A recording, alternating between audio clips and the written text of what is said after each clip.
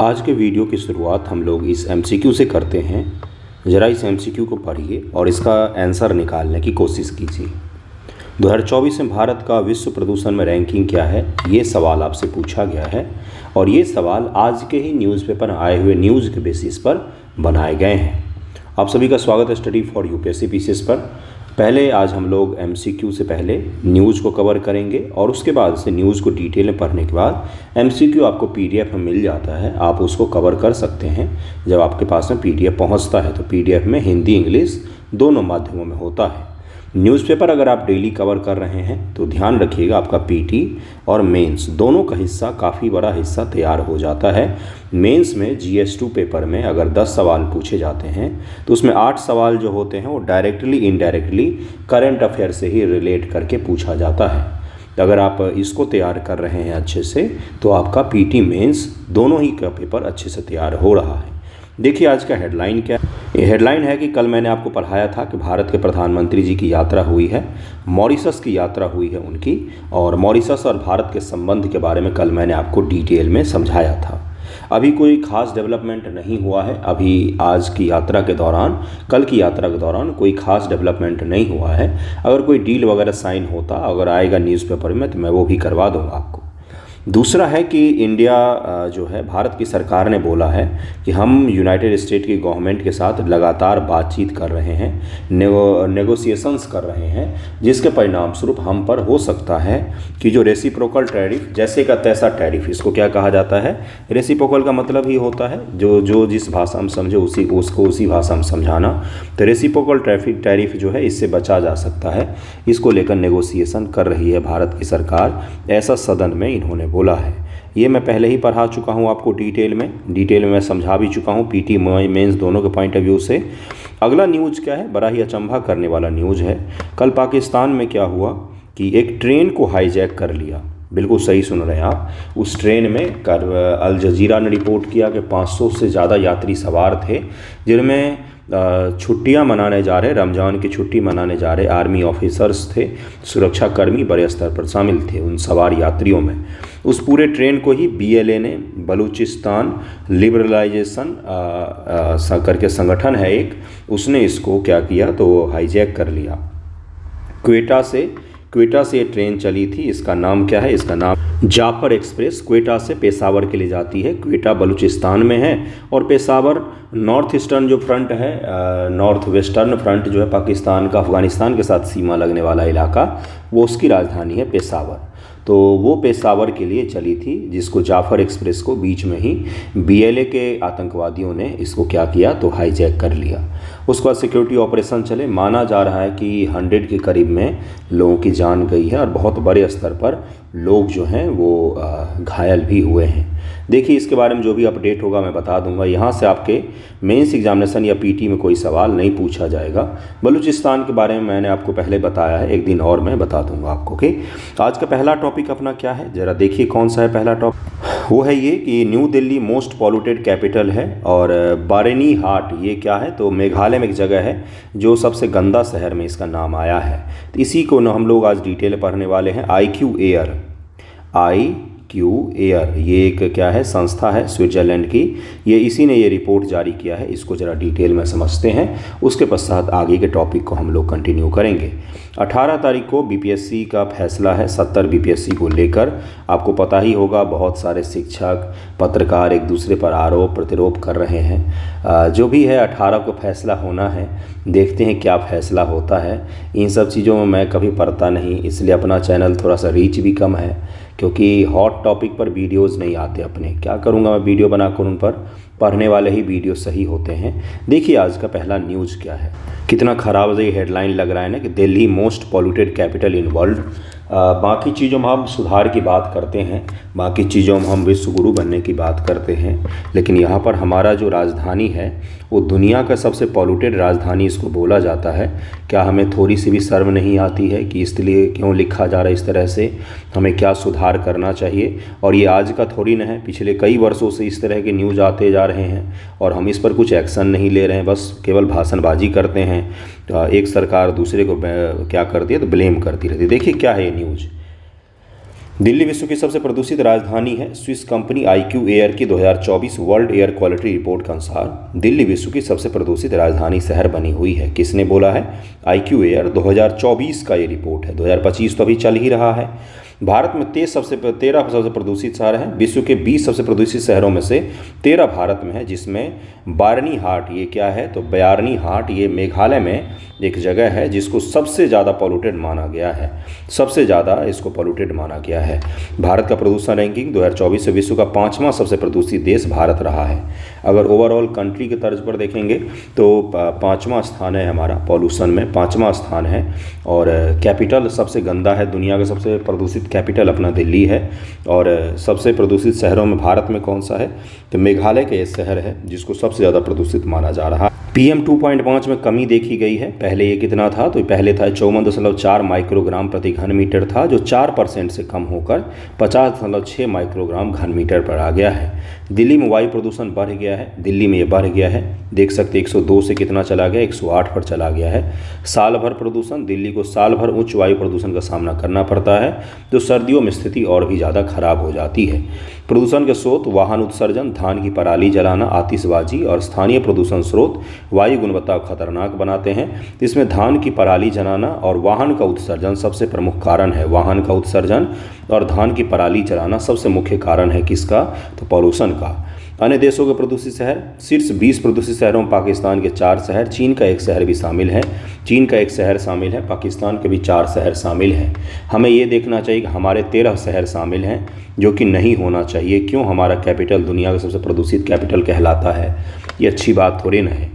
अगला देखिए क्या है IQ एयर के बारे में। IQ एयर जो है एक स्विट्जरलैंड की कंपनी है, प्रौद्योगिकी कंपनी है, जो क्या करती है तो निगरानी करती है, एयर क्वालिटी की निगरानी करती है। ये स्थापना IQ एयर का स्थापना 1961 में हुआ था। गोल्डाल्च एक जगह है स्विट्जरलैंड का, यहीं पर इसका क्या है कैपिटल है। वायु शुद्धिकरण प्रणाली और वायु गुणवत्ता निगरानी के उपकरण के विकास से विशेषज्ञता रखती है, और ये कई प्रकार के उपकरणों के विकास में भी क्या रखती है तो एक्सपीरियंस है इसका, जो किस लिए काम करता है, सिर्फ और सिर्फ पॉल्यूशन से रिलेटेड क्षेत्र में काम करता है। विश्व वायु गुणवत्ता रिपोर्ट IQ एयर हर साल वार्षिक रूप से जारी किया जाता है। ये रिपोर्ट जिसका क्या नाम है, इसका नाम है विश्व वायु गुणवत्ता report, world air quality report. किसके द्वारा जारी किया जाता है, ये सवाल भी आपसे पूछ सकता है। तो ये जारी किया जाता है IQ एयर के द्वारा, जो PM 2.5 जैसे प्रदूषकों के आधार पर डेटा प्रस्तुत करती है।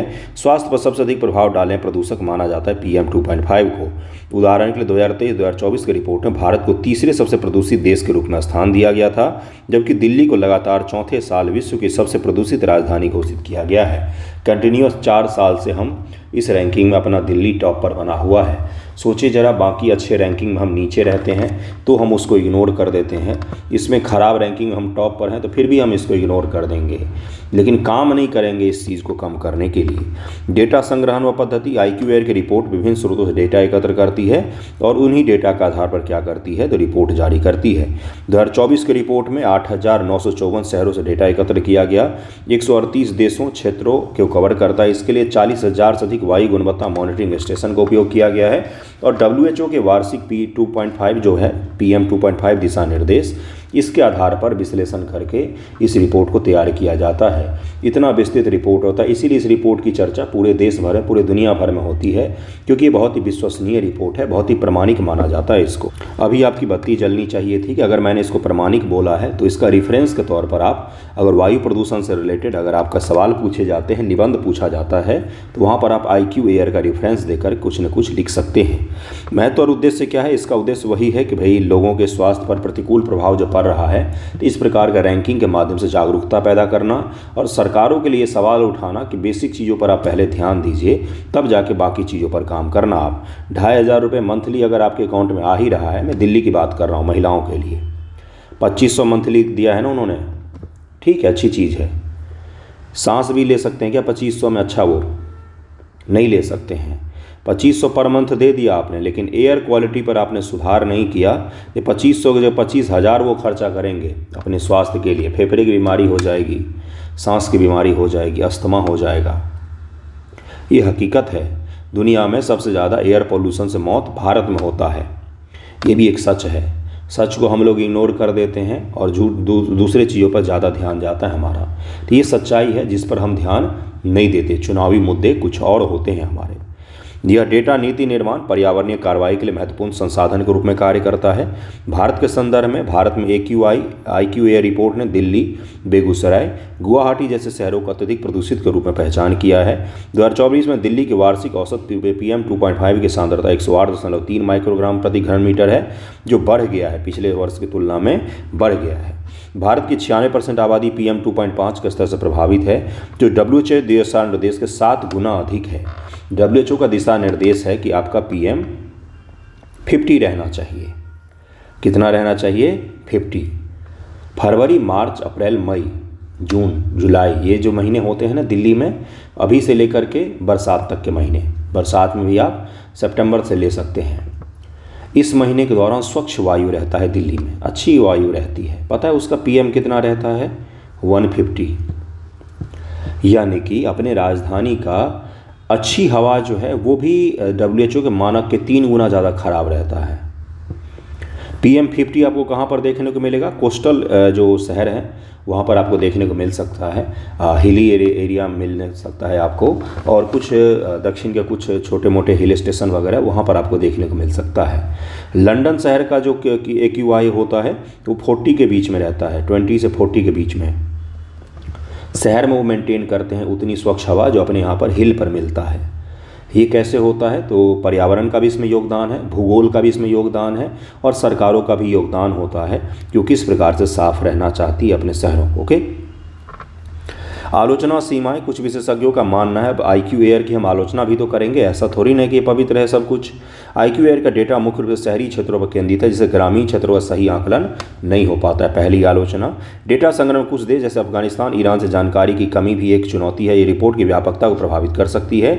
इसके अतिरिक्त वायु प्रदूषण के स्रोत जैसे औद्योगिक उत्सर्जन, पराली जलाना का विस्तृत विश्लेषण हमेशा शामिल नहीं होता है कि पराली जलाने से कितना पॉल्यूशन हो रहा है, इंडस्ट्री का कितना बड़ा योगदान है, इन चीज़ों का पॉल्यूशन इसमें शामिल नहीं किया जाता है। तो ये मैंने आपको पहला न्यूज़ डिटेल में कवर करवा दिया है।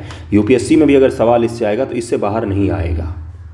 जिनको UPSC देना है मई महीने में, आप भी इस न्यूज़पेपर डिस्कशन को डेली अगर कवर करेंगे तो आपके दृष्टिकोण से भी क्वेश्चंस भी मैंने डाले हैं।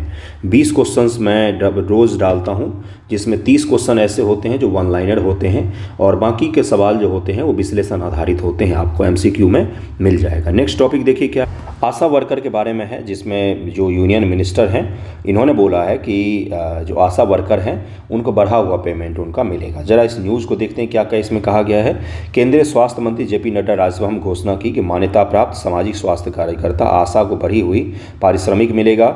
यह निर्णय राष्ट्रीय स्वास्थ्य मिशन के तहत मिशन स्टीयरिंग ग्रुप उच्चतम नीति निर्माण संस्था की सिफारिशों के आधार पर लिया गया है। दरअसल आशा वर्कर जो होते हैं गुरु, ये हमारे जो स्वास्थ्य सिस्टम है उसके बैकबोन होते हैं, क्योंकि ज़मीनी स्तर पर यही लोग काम करते हैं। आशा महिलाओं को आपने देखा है, मैं उन्हीं की बात कर रहा हूँ। वेतन वृद्धि की प्रक्रिया पहले ही शुरू हो चुकी है और सरकारी से लागू करने के लिए आगे भी बढ़ रही है। आशा कार्यकर्ताओं की भूमिका और मांग क्या है इनकी? तो कार्यकर्ता स्वास्थ्य कार्यक्रम के आधार पर गर्भवती महिलाएं मातृ मृत्यु दर को कम करने में महत्वपूर्ण योगदान करती हैं। इसीलिए वो हमेशा ही मांग करती थी कि उनको एक फिक्स वेतन दिया जाए, क्योंकि वो वाकई बहुत अच्छा काम करती है ज़मीनी स्तर पर। स्वास्थ्य परिणाम और प्रशंसा, नड्डा ने आशा कार्यकर्ताओं को सराहना करते हुए कहा कि बहुत अच्छा काम कर रहे हैं, उनकी मेहनत के लिए उनकी सराहना की जानी चाहिए। सरकार ने सराहना करते हुए उनके वो पैसे बढ़ाने की बात को स्वीकार कर लिया है और बढ़ा हुआ पैसा ही उनको मिलेगा। केरल सरकार के साथ विवाद, केरल सरकार ने आशा कार्यकर्ताओं को उनके वेतन और भुगतान करने में देरी की, जिस पर केंद्रीय स्वास्थ्य मंत्रालय ने आपत्ति जताई थी। मंत्रालय ने कहा केरल सरकार ने अपने सभी दायित्व को पूरा नहीं किया, जिस कारण वेतन मिलने में देरी हुई। जो विपक्ष के सांसद वगैरह हैं उन्होंने भी कल सदन में इसी कारण से प्रदर्शन किया कि भाई 21,000 पर मंथ का उनको वेतन वगैरह भी देना चाहिए और भी पारिश्रमिक देना चाहिए। तो ये ठीक है, ये मांग हो रही है। नीतिगत और प्रशासनिक प्रभाव, आशा कार्यकर्ताओं के वेतन वृद्धि स्वास्थ्य क्षेत्र में श्रमिकों को कल्याण और प्रेरणा को बढ़ाने की दिशा में एक कदम है। अगर हम सबसे ज़मीनी स्तर पर काम करने वाले कार्यकर्ताओं को प्रोत्साहित करेंगे तो जो भारत का स्वास्थ्य सिस्टम में इतना खराब है वो सुधर सकता है, लोग जागरूक हो सकते हैं, साफ सफाई की तरफ में ध्यान जा सकता है, मातृ मृत्यु दर को कम कम कर सकते हैं। बच्चों की मृत्यु दर जो होती है, मोर्टेलिटी रेट, उसको भी हम क्या कर सकते हैं, कम कर सकते हैं। सामाजिक व आर्थिक आयाम भी हैं। आशा कार्यकर्ता मुख्य रूप से महिलाएं ग्रामीण और गरीब समुदाय में स्वास्थ्य जागरूकता और सेवाएं प्रदान करती हैं, और ख़ास तौर से वुमेन एम्पावरमेंट भी होगा, क्योंकि आशा कार्यकर्ताएं महिलाएं होती हैं।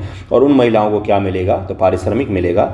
लोकल स्तर पर हम क्या कर सकते हैं, वित्तीय समावेशन को परफॉर्म कर सकते हैं, बढ़ा सकते हैं। तो ये भी आपका क्या हो गया, ये यूपीएससी और आपके बीपीएससी मेंस के पॉइंट ऑफ व्यू से इस लाइन को आप लिख सकते हैं अपने आंसर के दौरान कि क्या होता है आशा का प्रभाव। जमीनी स्तर पर लोगों के पास पैसा पहुंचेगा, वुमेन एम्पावरमेंट हो सकता है, सोशल रूप से क्या हो सकती है, महिलाएं सिक्योर हो सकती हैं, आर्थिक सशक्तिकरण भी उनका हो सकता है, और स्वास्थ्य ढांचा तो सुधरेगा ही देश का। ओके, अब जरा आशा के बारे में पढ़ लेते हैं क्या होता है ये। तो देखिए, मान्यता प्राप्त सामाजिक स्वास्थ्य कार्यकर्ता, यही इसका फुल फॉर्म है, आशा यहाँ पर लिखा हुआ है। आशा कार्यक्रम की शुरुआत 2005 में राष्ट्रीय ग्रामीण स्वास्थ्य मिशन के तहत किया गया, जो बाद में राष्ट्रीय स्वास्थ्य मिशन का हिस्सा बन गया। उद्देश्य क्या होता है, तो गांव के दूर दराज क्षेत्रों में स्वास्थ्य सेवाओं तक पहुंच को बढ़ाना, समुदाय आधारित स्वास्थ्य देखभाल को मजबूत करना। प्रत्येक गांव की एक स्थानीय महिला की, लोकल महिला होती है, आपने देखा होगा, जो कम से कम 8वीं पास हो और उनकी उम्र 25 से 45 के बीच में हो, और उनको इसमें लिया जाता है। उनको ट्रेनिंग दी जाती है किस प्रकार से सफल रूप से बच्चों को पैदा किया जाता है, किस प्रकार से हॉस्पिटल तक पहुंचाया जाता है, क्या बेसिक सुविधाएं होती हैं, कैसे जागरूकता होती है, कैसे बच्चों में पोषण बढ़ाया जाए, इसको लेकर उन्हें ट्रेनिंग दी जाती है, और यही काम वो मुख्य रूप से करती हैं। तो ये था आशा के बारे में। नेक्स्ट टॉपिक देखिए क्या अगला है कि COP30 host Brazil hope for climate turn around. ये COP30 जो है, कॉन्फ्रेंस ऑफ पार्टीज़, इसका 30वां सम्मेलन कहाँ पर होगा, तो ब्राज़ील में होगा। और ब्राज़ील में G20 भी हुआ था। इससे पहले का सम्मेलन कहाँ पर हुआ था 29 में, तो ये हुआ था बाकू में, अजरबैजान की कैपिटल है बाकू, वहाँ पर इसको ऑर्गेनाइज किया गया था। इस साल कहाँ होगा, तो ब्राज़ील में होगा। ब्राज़ील COP30 की मेज़बानी करेगा। पहला पीटी का सवाल आपका हो गया।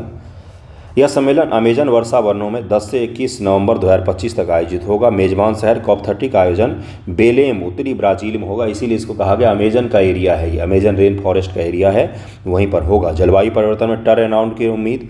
ब्राज़ील का मानना है COP30 जलवायु परिवर्तन से निपटने में एक महत्वपूर्ण मोड़, टर्न अराउंड साबित होगा। 1992 का कौन सा सम्मेलन, तो अर्थ समिट जिसको कहा जाता है, रियो समिट जिसको बहुत महत्वपूर्ण माना जाता है, जहाँ से COP की शुरुआत हुई थी, तो वो भी कहाँ पर हुआ था, ब्राज़ील में ही आयोजित हुआ था। और ब्राज़ील के मंत्री महोदय जो उन्होंने बड़ा ही फिल्मी डायलॉग में एक बड़ा ही सुंदर सा डायलॉग बोला है कि लागो नाम है उनका, ये क्या है, तो वहाँ के जो राष्ट्रपति हैं उनके क्या हैं, तो सलाहकार हैं। इन्होंने बोला कि जलवायु परिवर्तन से लड़ाई में हार जीत का खेल नहीं है, बल्कि एक ऐसा खेल है जिसमें सभी को जीतना ही होगा। ये उन्होंने बड़ा ही सुंदर सा राजकुमार का डायलॉग मारा है, बहुत ही सुंदर सा है ये, तो इसको नोट डाउन कर लीजिएगा, क्या पता ये पूछ ले आपसे। निबंध भी लिख सकते हैं कि जलवायु परिवर्तन की लड़ाई में हार जीत का खेल ही नहीं है, बल्कि यह युद्ध हमें किसी भी कीमत पर जीतना ही पड़ेगा, नहीं तो मानवीय आबादी खत्म हो जाएगी। पहला पत्र और वैश्विक भागीदारी। COP30 के लिए संयुक्त राष्ट्र framework convention on climate change के सभी पक्षों को पहला पत्र भेजा गया है। इस पत्र में जलवायु परिवर्तन के प्रति एकजुटता, सामूहिक कार्रवाई पर जोर दिया गया है, और बोला गया है कि हर साल के भांति इस साल भी आप लोग बस केवल चाय समोसा खाने ना आए ब्राज़ील, बल्कि परिवर्तनकारी साबित होगा, टर्न अराउंड साबित होगा, इसलिए पूरी तैयारी के साथ आए और कुछ गंभीर फैसले हम लोग लेंगे ताकि आगे हम बढ़ सकें। यह सम्मेलन ऐसे दौर में हो रहा है जब ट्रंप ने जलवायु परिवर्तन वाले पेरिस समझौते से अपना फिर से खींच लिया हाथ, और उन्होंने बोला है कि ये कोई बहुत ही जटिल चीज़ नहीं है, हम इस पर ध्यान नहीं देने वाले हैं। वो मानते हैं कि ये सब बिजनेस का प्रक्रिया है, जलवायु परिवर्तन नाम का कुछ होता नहीं है। जरा हम COP के बारे में देखते हैं। COP क्या है, COP का अर्थ व परिभाषा, इसका पूरा नाम होता है conference of the parties, COP कहा जाता है इसको। COP संयुक्त राष्ट्र framework convention on climate change UNFCCC का मुख्य निर्णय लेने वाला निकाय है, जो हर साल आयोजित होने वाला एक वैश्विक सम्मेलन है, प्रतिवर्ष आयोजित होता है। UNFCCC की स्थापना 1992 रियो डी जेनेरियो में पृथ्वी सम्मेलन अर्थ समिट जो आयोजित हुआ था, वहीं पर COP का UNFCCC की स्थापना हुई, और UNFCCC ही COP को आयोजित करवाता है हर वर्ष। क्या भारत में कोई COP हुआ है? अगर हुआ है तो मुझे बताइएगा कौन सा COP भारत में आयोजित हुआ है। पहला COP कब हुआ था, तो पहला COP सम्मेलन 1995 बर्लिन जर्मनी में आयोजित हुआ था। उद्देश्य व महत्व क्या है, जलवायु परिवर्तन से निपटने के लिए वैश्विक प्रगति की समीक्षा करना, उत्सर्जन की कमी के लिए समझौता करना, दीर्घकालिक जलवायु लक्ष्यों को निर्धारित करना। COP वैश्विक सहयोग का मंच है, जहां 198 देश, 197 राष्ट्र और यूरोपीय संघ व अन्य हितधारक एक साथ आते हैं और बातचीत करते हैं कि कैसे जलवायु परिवर्तन को कम किया जाए और कैसे पृथ्वी को सुरक्षित रखा जाए। यह पेरिस समझौता 2015, क्योटो प्रोटोकॉल 1997 जैसे ऐतिहासिक समझौतों का आधार रहा है, जो ग्रीन हाउस गैस उत्सर्जन में कमी के लिए बाध्यकारी दायित्व निर्धारित करते हैं। कॉप का इतिहास और विकास क्या रहा है? पहला कॉप 1995 बर्लिन में हुआ, जहां जलवायु परिवर्तन पर चर्चा हुई। जो बड़े हैं वो हैं क्योटो प्रोटोकॉल। पेरिस समझौता 2015 में हुआ, जिसमें ये रखा गया कि पृथ्वी को 1.5 डिग्री औद्योगिक स्तर तक सीमित करके हम रखेंगे। इससे ज़्यादा अगर टेम्परेचर बढ़ गया, अगर समझ में नहीं आ रहा तो थोड़ा सा धीरे समझाता हूँ। Industrial revolution 1850। इस समय पृथ्वी का जितना टेम्परेचर था उसकी तुलना में ज़्यादा से ज़्यादा 1.5 डिग्री टेम्परेचर बढ़ जाए पृथ्वी का। अगर 1.5 डिग्री से ज़्यादा टेम्परेचर बढ़ा तो विनाश ही विनाश होगा।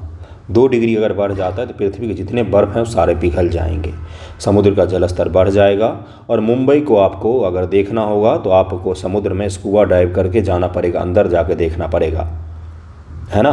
तो यही चीज़ है। तो इसी कारण से ये विचार रखा गया कि पृथ्वी गर्म ना हो, गर्म होने से नुकसान होगा।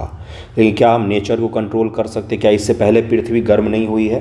बिल्कुल हुई है। आइस एज थे भारत में, पृथ्वी पर 4 आइस एज हुए हैं, जब पूरी पृथ्वी बर्फ ही बर्फ थी, फिर पिघल गई, फिर बर्फ जम गया, फिर पिघल गया। तो देखते हैं कि क्या होता है। ग्लासगो फैक्ट, कोयले के उपयोग में कमी, जीवाश्म ईंधन सब्सिडी को समाप्त करने की प्रतिबद्धता। Loss and damage fund COP 2023 में बनाया गया है। कॉप 28 में जलवायु आपदाओं से प्रभावित के लिए वित्तीय सहायता के रूप में बनाया गया।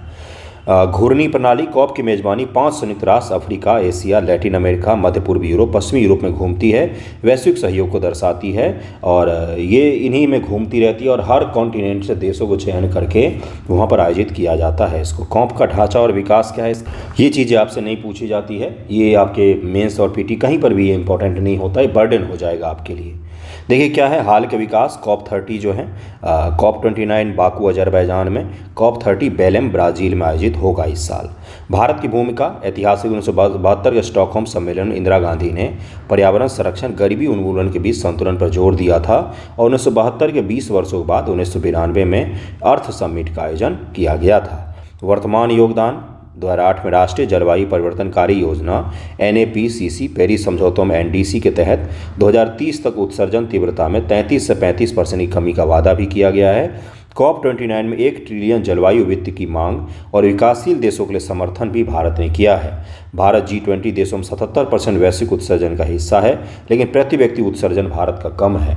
ये भी हमें देखना पड़ेगा। भारत ने भी मांग की थी कि जो विकसित देश हैं उनको वित्तीय रूप से सहायता करना चाहिए विकासशील देशों को, क्योंकि आपने इंडस्ट्रियल रिवॉल्यूशन करके पृथ्वी को गंदा कर दिया और उसका भुगतान हमें करना पड़ रहा है। तो भारत के योगदान को भी मैंने आपको पढ़ाया, मैंने आपको कॉप को भी पढ़ाया, कॉप क्या होता है, कहाँ पर आयोजित होगा, क्या चुनौतियाँ हैं, सब मैंने आपको समझा दिया है। नेक्स्ट टॉपिक देखिए क्या अगला है कि अमेरिका के 3 शत्रु चाइना, ईरान और रूस तीनों मिलकर सैन्य अभ्यास कर रहे हैं। तो कहाँ पर कर रहे हैं? तो गल्फ ऑफ ओमान में कर रहे हैं, ओमान की खाड़ी में कर रहे हैं। गल्फ ऑफ हॉर्मुज के बगल में ही है ये जगह, तो हॉर्मुज जल संधि के बगल में है ये जगह।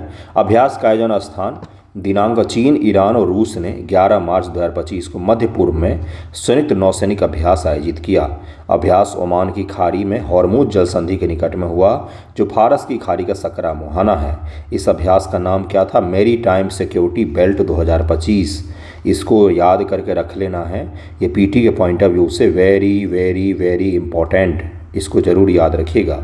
उद्देश्य व संदर्भ, शक्ति प्रदर्शन या अभ्यास एक शक्ति प्रदर्शन के रूप में देखा जा रहा है, जो क्षेत्र में बढ़ते तनाव को दर्शाता है कि इस एरिया में टेंशन बढ़ रहा है। दरअसल बात क्या हुआ है, मैं आपको अगर भीतरी कहानी बताऊं समझ बनाने के लिए तो समझिएगा। 2018 ईस्वी में क्या हुआ था कि अमेरिका के राष्ट्रपति थे डोनाल्ड ट्रंप, JCPOA, जकोपा भी इसको कहा जाता है।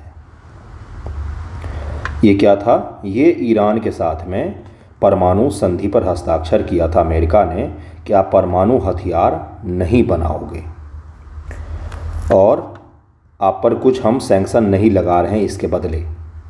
लेकिन डोनाल्ड ट्रंप जब राष्ट्रपति बने तो उनको शक हुआ कि हमने संधि तो साइन किया हुआ है लेकिन ईरान उसका पालन नहीं कर रहा है, तो उन्होंने 2018 में इसको रद्द कर दिया और अमेरिका इस संधि से अलग हो गया। जिसके बाद ईरान पर सैंक्शंस आरोपित कर दिए गए बहुत बड़ी स्तर पर। उसके बाद अब डोनाल्ड ट्रंप फिर से क्या बने हैं, राष्ट्रपति बने हैं। अब वो फिर से बोल रहे हैं कि हम परमाणु संधि करेंगे, किसके साथ, ईरान के साथ। दरअसल में ईरान को अब निपटाएंगे ये लोग। 2023 में शुरू हुआ था हमास और इजराइल का युद्ध, याद कीजिए। 2024 में उन्होंने लगभग में हमास को ख़त्म कर दिया, हिजबुल्लाह को ख़त्म कर दिया, जो भी बड़े बड़े संगठन थे ईरान के प्रॉक्सी, उन सब को निपटा दिया। अब उनका एक लक्ष्य है कि 2025-26 में ईरान को निपटाया जाए, वहाँ पर लोकतांत्रिक शासन स्थापित किया जाए, सत्ता परिवर्तन कर दिया जाए। ठीक, इसको लेकर वो ईरान पर दबाव बनाना चाहते हैं। उसी दबाव का एक टैक्टिक है, परमाणु संधि पर साइन करो और हम आपके यहाँ जांच पड़ताल भी करेंगे, परमाणु हथियार आप नहीं बनाओगे। तो ये चीज़ें शुरू हुई हैं, अभी देखते हैं कहाँ तक जाता है। ईरान और चीन का बहुत अच्छा रिलेशन है, ईरान और रूस का बहुत अच्छा रिलेशन है, क्योंकि रूस और चीन के साथ में अमेरिका का संबंध अच्छा नहीं है। तो इस दृष्टिकोण से अगर आप इसको समझेंगे तो आपको पता चलेगा कि क्या हो रहा है। तो इसीलिए ईरान भी और अमेरिका और चीन मिलकर अपना पावर प्रदर्शन कर रहे हैं और ट्राईलेटरल एक्सरसाइज आयोजित कर रहे हैं। ईरान अमेरिका तनाव आपको पता है ही, अभी मैंने रणनीतिक महत्व है। हॉर्मुज जल संधि जो है, ईरान इसी की धमकी देता है, अगर ईरान पर आक्रमण हुआ तो हम हॉर्मुज जल संधि को बंद कर देंगे। और यहाँ से दुनिया के 20% कच्चे तेल का व्यापार होता है। कच्चा तेल का पूरा मार्केट डिस्टॉर्ट हो जाएगा, जिससे पूरे दुनिया के इकोनॉमी को झटका लगेगा। ये भी आपको समझना पड़ेगा। कई सारे युद्धपोत इसमें शामिल हुए हैं, 3 देश तो शामिल हैं ही। युद्धपोत शामिल इसमें रूस के hero of the Russian Federation एल्ड्राज एतोझोपा, इसका नाम है, इसका इस तरह का तेसो दे झापोव, ये इसका नाम है, रशियन शब्द है इसलिए इस तरह का नाम है ये। और पेचनेगा टैंकर, साथ ही चीनी नौसेना के पोत भी शामिल हैं। पहली बार यह तीनों देश 5वां संयुक्त अभ्यास है जो 2020 से शुरू हुआ है। ये तीनों देशों का 5वां संयुक्त अभ्यास है, 2020 से लगातार हो रहा है। और ये तीनों देश बार बार इसी क्षेत्र में अभ्यास करते हैं, क्योंकि मिडिल ईस्ट अशांत है और यहाँ पर ये अपना प्रदर्शन करना चाहते हैं। तो इसको ज़रूर ध्यान में रखिएगा, वेरी वेरी इंपॉर्टेंट है ये अभ्यास आपके लिए। अभ्यास का नाम क्या था तो एक बार और फिर से देख लीजिए, मैरीटाइम सिक्योरिटी बेल्ट 2025 इसका नाम रखा गया था। और जगह का नाम भी ध्यान रखिएगा। और आज का वीडियो यहीं पर एंड करते हैं। ये PDF चाहिए हो तो आप YouTube से ज्वाइन कर सकते हैं, ज्वाइन करके मुझे मैसेज कीजिएगा, वहाँ पर आपको PDF मिल जाएगा। अगर आप आंसर राइटिंग वगैरह ज्वाइन करेंगे, अभी नहीं 20 मार्च के बाद शुरू होगा, मैं आपको जल्द ही बता दूंगा, तो उसमें भी आपको ये PDF मिल जाता है। बाकी जिनको मिल रहा है, अगर निरंतर अभ्यास नहीं कर रहे, जमा करते जा रहे हैं, फिर तो कुछ इसका फ़ायदा नहीं है आपको। ओके, धन्यवाद आप सभी का।